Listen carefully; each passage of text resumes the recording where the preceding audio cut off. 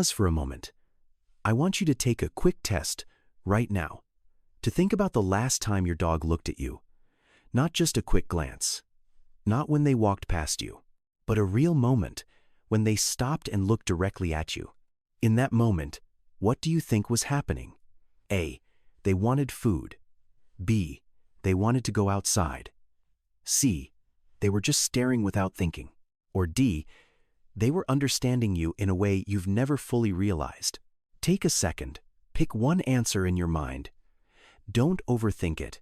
Just go with your instinct. Now hold on to that answer, because by the end of this video, you might realize that everything you thought about your dog was only part of the story. Your dog does not see you as a human, and once you understand what they actually see when they look at you, you will never look at your dog the same way again. Most people believe their dog sees them as their owner, maybe even as a parent, the one who feeds them, protects them, takes them outside, and gives them comfort. And in some ways, that's true. But it's not the full picture, because science tells a much deeper story. For years, researchers have studied the relationship between dogs and humans, not just behavior, but brain activity, scent processing, emotional response, and even hormones. And what they've discovered is something most dog owners completely misunderstand. Because when your dog looks at you, they're not just looking, they're interpreting, they're processing, they're making sense of you in ways that feel almost invisible, but are always happening. Now let's go back in time for a moment. Thousands of years ago, wolves didn't suddenly become dogs. There wasn't a single moment where everything changed. It was a slow process, a gradual transformation. And here's what's fascinating. The wolves that survived weren't the fastest, they weren't the strongest. They were the ones who could tolerate humans and eventually understand them. Over more than 15,000 years, dogs developed a unique ability, not just to live near humans, but to read them, to respond to them, to connect with them. At places like the Duke Canine Cognition Center, scientists ran experiments to test this ability. One of the simplest experiments revealed something extraordinary. A dog is placed in front of two containers. Only one has food. A human points to the correct one. No training, no repetition, no prior learning. And yet, most dogs choose correctly. Now here's what makes this even more surprising. Even chimpanzees, which are genetically much closer to humans, do worse than dogs in this task. A chimpanzee doesn't naturally follow a human pointing gesture. A wolf raised by humans doesn't either. But your dog does. That means something profound. Your dog didn't just learn to live with humans.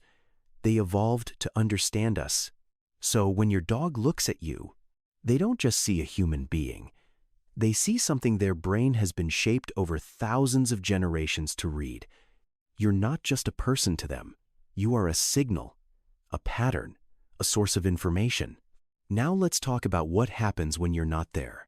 Think about the moment you pick up your keys. Before you even reach the door, your dog reacts. Their ears lift, their eyes focus, their body becomes alert. Some dogs follow you. Some pace. Some sit quietly, staring at the door, long after you've left. For a long time, people called this separation anxiety. But scientists asked a deeper question. What's actually happening inside your dog during those moments? Studies show that within minutes of you leaving, your dog's stress levels begin to rise. Their heart rate increases. Their body shifts into a state of awareness, a kind of quiet tension. But here's what changes everything. When researchers played recordings of the owner's voice, the dog's stress levels dropped almost immediately.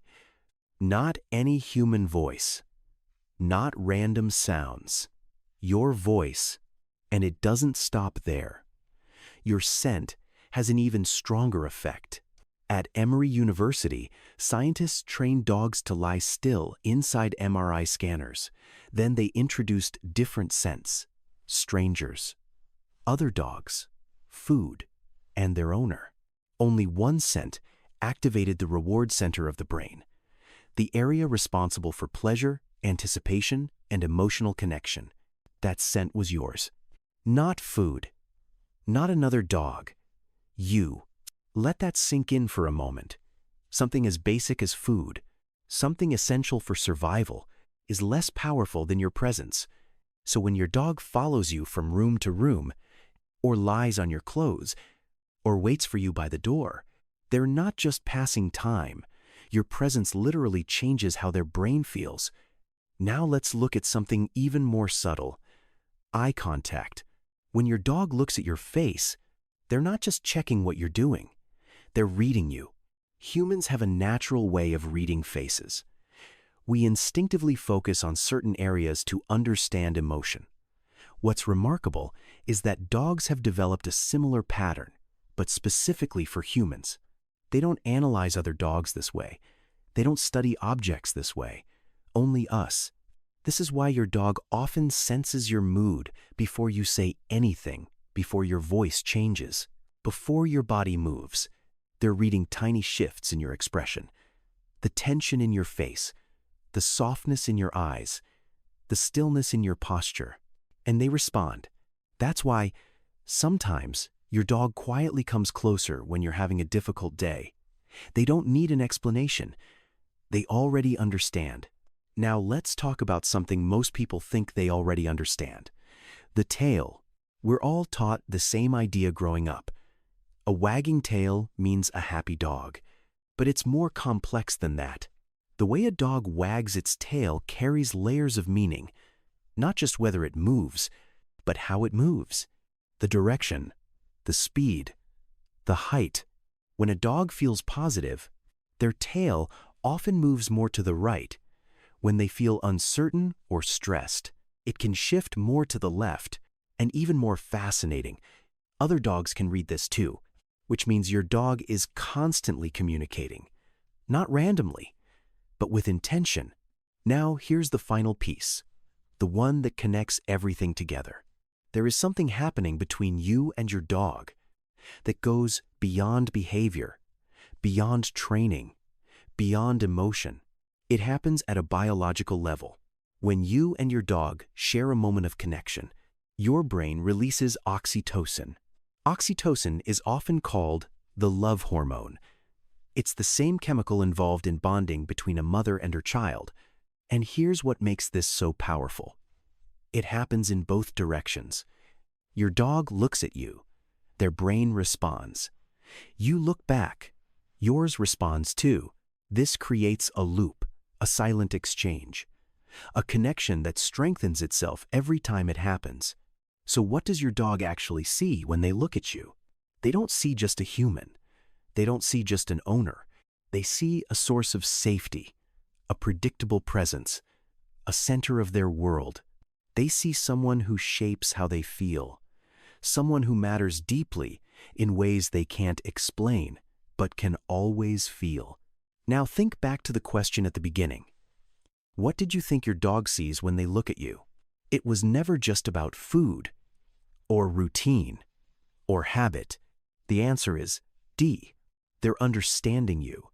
They're connecting with you. They're seeing you in a way no other species on this planet can. And here's the part that stays with you. Your dog doesn't care about your job, your success, your failures, your past. They don't judge you. They don't compare you. They simply see you. And in their world, that's enough. So the next time your dog looks at you, don't brush it off as just another moment, because something real is happening there, something science is still trying to fully understand. And maybe the real question isn't what your dog sees when they look at you. Maybe the real question is, when was the last time you truly looked back? If this changed the way you see your dog, comment "I see you" and subscribe for more content that changes how you see the world.